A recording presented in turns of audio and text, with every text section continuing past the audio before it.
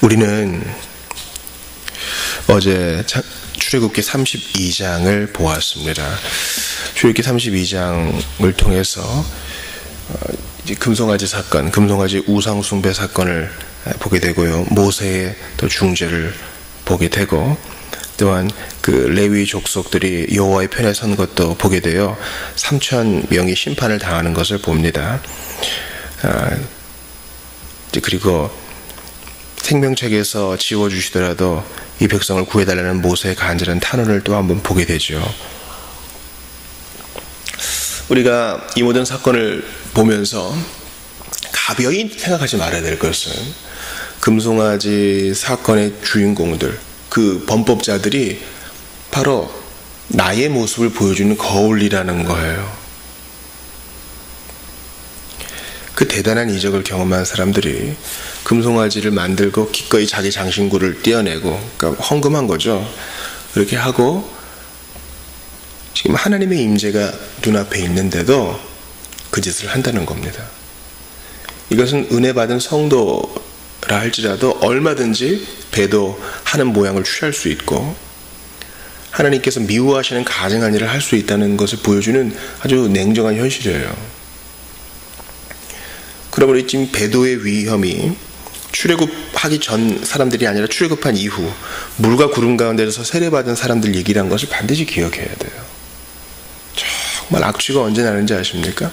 악취는 이 좋은 거, 싱싱한 거, 이런 것들이 썩을 때 악취가 더 나더라고요. 이미 버려진 거, 나쁜 것들은 더 나올 악취가 없어요. 근데 처음에는 향기를 풍기던 것들이 썩으면 더 큰 악취를 풍기는 것처럼 이미 주님의 손 안에 있는 백성들이 이렇게 우상 숭배를 하니까 아주 더러운 악취가 나죠. 우리 조심해야 돼요. 우리 만몬이라는 금송아지가 있지는 않은가? 자기애, 나르시시즘이라는 그 우상이 있지는 않은가? 항상 돌아봐야 돼요. 자기 연민, 지나친 건강의 염려, 미래에 대한 걱정이 우리의 금송아지가 되지 않게 해야 됩니다. 우리는 범사의 자신을 잘 돌이켜 봐야 됩니다. 또 하나, 우리 어제 자세히 보진 못했지만 그 아론의 변명이 있어요. 당신이 어찌 그리 합니까? 그러자 뭐라 그랬습니까? 저는 금이 있는 자는 다 빼내라 한즉 그들이 그것을 내게로 가져왔기로 내가 불에 던졌더니 이 송아지가 나왔나이다. 이게 과정을 생략하고 아론의 궁색한 변명이에요. 아론이 내가 범죄했습니다 했으면 얼마나 좋았겠어요. 그러므로 하나님께서 어떤 방식으로든 여러분을 사랑하시면 여러분의 죄악을 폭로하실 텐데 그때 솔직히 인정하세요. 그게 빠른 길입니다. 하나님 앞에 절대 변명하지 마세요. 왜 그렇게 도망갑니까? 언젠가 잡힐 것을. 주님은 모든 것을 보셨사오니 우리는 그저 입을 닫고 회개할 뿐입니다. 자, 우리가 시간이 없으므로 오늘 출애굽기 33장을 봐야 합니다. 출애굽기 33장은 주님께서 여호와께서 시내산을 떠나라고 모세에게 명령하시고, 또 아직 성막 지어지기 전이므로 회막에 대해서 설명을 하고 하나님께서 뜻을 돌이키시는 장면이 나옵니다. 자, 뜻을 돌이키시기 전 주님은 이렇게 말씀하셔요. 너 출애굽한 이 백성들 데리고 가라. 약속의 땅 가라. 그런데 나는 안 가. 나의 사자, 나의 천사가 너희를 도와줄 거야. 그 사자가 인도해 줄 거야. 나는 가지 않는다. 왜냐하면 또 백성이 이와 같은 짓을 하면 목이 곧은 이 백성들을 내가 진멸할까 합니다. 염려한다. 3절에 그렇게 나와 있죠. 이런 일이 또 있을 거다.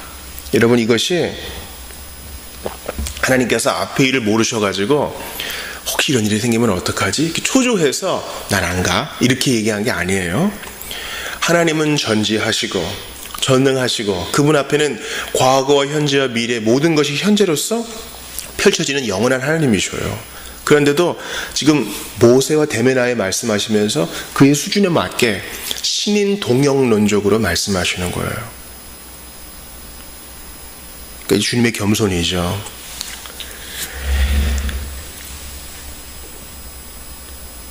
그런데 이제 이 말씀을 듣고 백성들이 슬퍼합니다. 그리고 이제 주님께서 뭐라고 말씀하세요? 모세를 통해 장신구를 떼어내라 이렇게 말씀하세요. 여러분, 이 장신구는 언제 받은 거예요? 그들이 출애굽할 때 이웃에게 받은 거잖아요. 그들은 지금 뭐 여기서 정착하는 사람들 아니니까 가지고 있는 것은 다 출애굽할 때 얻은 거라고요.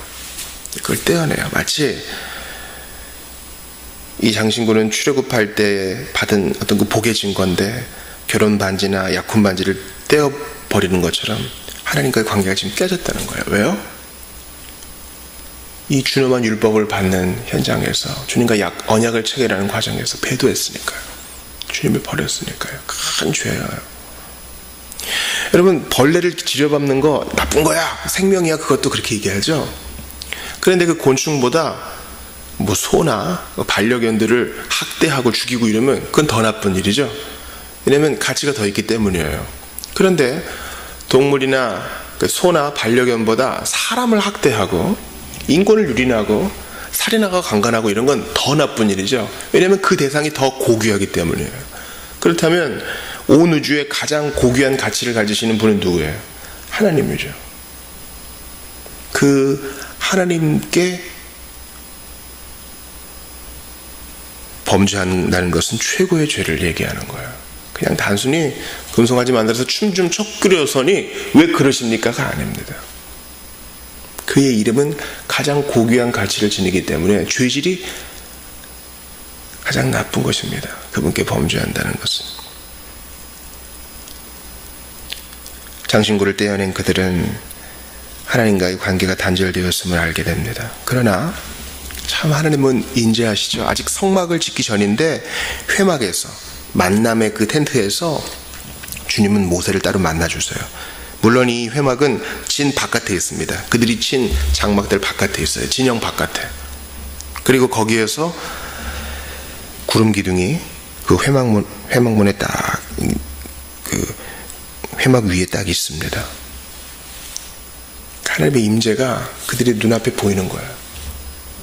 그러니까 아직 주님이 그들을 떠나진 않으셔서 진영 밖에 있을 뿐.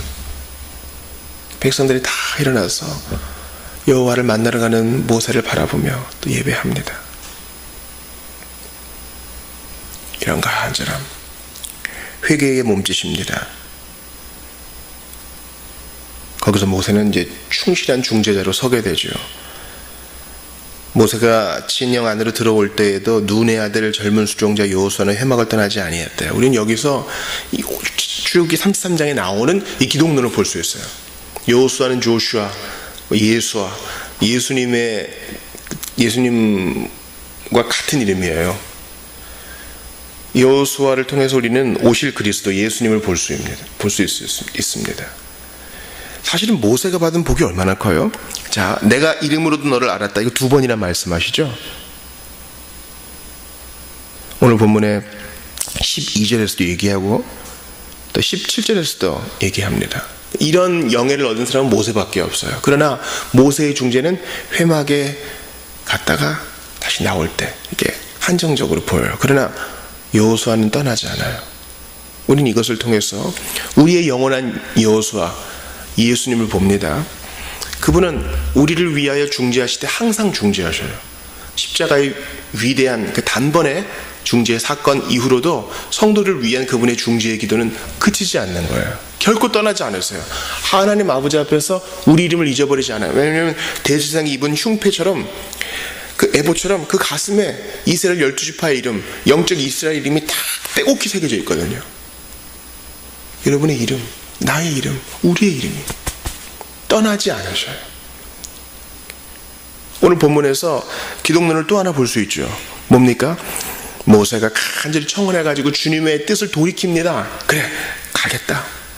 하나님의 속성에 의지해서, 약속에 의지해서 기도하니까 주님이 뜻을 돌이키셔요.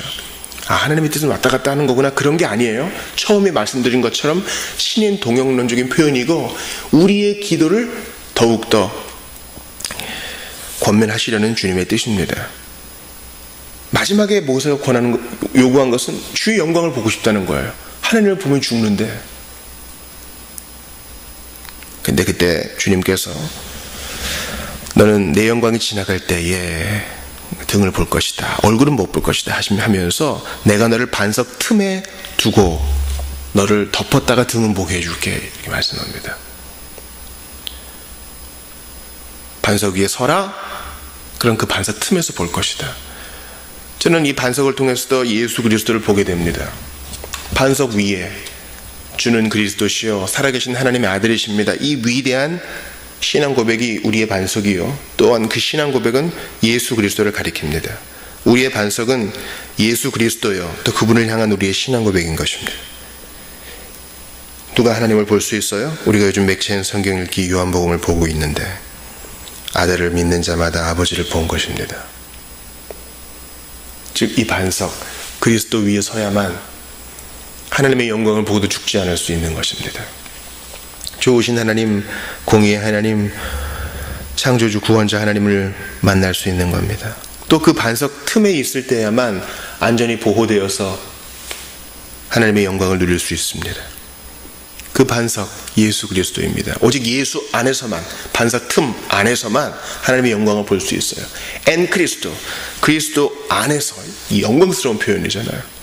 그리스도 안에서 하나님은 우리를 죄를 하나도 지지 않은 것처럼 봐주시고 그리스도처럼 보아주시고, 그리스도 안에서 우리는 성부의 모든 사랑을 받는 것입니다. 그리고 그 안에서 천국 문에 이를 때까지 보존을 받습니다. 그 반석 틈, 그리스도의 그 상처, 벌어진 못자국으로 인해 벌어진 그분의 상처 안에서 우리는 치유를 받는 것입니다. 저는 이것이 출애굽기 33장에서 우리가 볼 수 있는 위대한 기독론이라고 생각합니다. 마지막으로 여러분과 16절을 보기를 원해요. 나와 주의 백성이 주의 목전에 은총 입은 줄을 무엇으로 알리이까? 주께서 우리와 함께 행하심으로 나와 주의 백성을 천하 만민 중에 구별하심이 아니니까. 모세의 설득이에요. 나랑 가겠다 하시는 하나님 앞에 모세가 저희를 구별하신 이유가 있지 않습니까? 훌륭한 애국 사람들도 있고 착한 가나안 사람도 있을 텐데 야곱과 같은 벌레 같은 저희를 구원하신 이유가 있지 않습니까? 우리와 함께 행하심으로 주의 영광 드러내심이 아니지 않습니까? 주님께 청원해요. 하나님의 속성과 그분이 하신 일, 그분의 약속에 의지해서 기도합니다. 여러분, 기도할 때 이러한 담대함이 있어야 돼요. 예수 안에서 주님, 저 여기 있습니다. 눈물 흘리는 제가 여기 있습니다. 저는 당장 오늘이라도 주님 품에 가고 싶습니다. 하나님 나라에 안착하고 싶습니다. 그러나 저를 여기 남겨두셨으니 힘을 주십시오. 저를 남겨두신 목적이 있지 않습니까? 주의 영광을 위해 사용해 주세요. 그렇다면 필요한 자원도 주십시오. 제가 여기 있습니다. 저희 두 손이 비어있으니 채워주십시오. 하나님의 나라와 영광 위해서 마음껏 쓰고 후회 없이 주님 품에 안길 때까지 최선을 다하기를 원하니 제 기도를 들어주십시오. 제가 가난한 자를 돕는 손길이 되게 해주십시오. 아픈 자를 치유하는 손길이 되게 해주십시오. 연약한 자에게 복음을 전하는 힘센 발걸음이 될 수 있도록 저를 좀 도와주십시오. 하나님의 약속과 속성에 의지해서 모세처럼 기도하는 거예요. 이러한 모세의 중보는 우리 주 예수 그리스도의 중보 사역을 떠올리게 하며 우리의 위대한 기도의 선조들을 생각나게 하는 겁니다. 여러분, 그러니 기도하세요. 간절히 모세처럼 기도하세요. 다 끝났다, 장신구도 띄워버리고 하나님과의 관계 박살났다, 이렇게 넉넉히 있을 게 아니라 기도하세요. 내가 할 수 있는 작은 것이라도 기도하세요. 모든 하나님을 아는 지식을 짜내요. 주님께 청원하세요. 그래서 기도는 노동이라 했어요. 간절히 기도할 때, 하나님 앞에 기도할 때 우리가 힘을 얻어요. 여러분, 청소년 여러분도 기도하세요. 사는 소망이 다 있다고 느껴지는 장년들도 기도하세요. 기도밖에는 답이 없어요. 이러한 간절한 기도, 하나님 앞에 씨름하는 기도, 우리 교회를 살려주십시오. 주의 뜻이 드러나게 해주십시오. 우리 교우들 붙들어 주십시오. 흩어진 교회로서의 사명 잘 감당하게 도와주십시오. 우리 아이들 지켜주십시오. 순결하게 해주십시오. 저희는 가난하고 저희는 무력합니다. 도와주십시오. 이러한 기도, 하나님께 매어달리는 기도를 통해 우리는 더욱더 주의 영광을 보게 되고 하나님이 하시는 큰 일을 경험하게 될 것입니다. 그 반석 틈 안에서 예수 안에서 응답하게 될 것입니다. 기도합시다. 주님, 저희 여기 있습니다.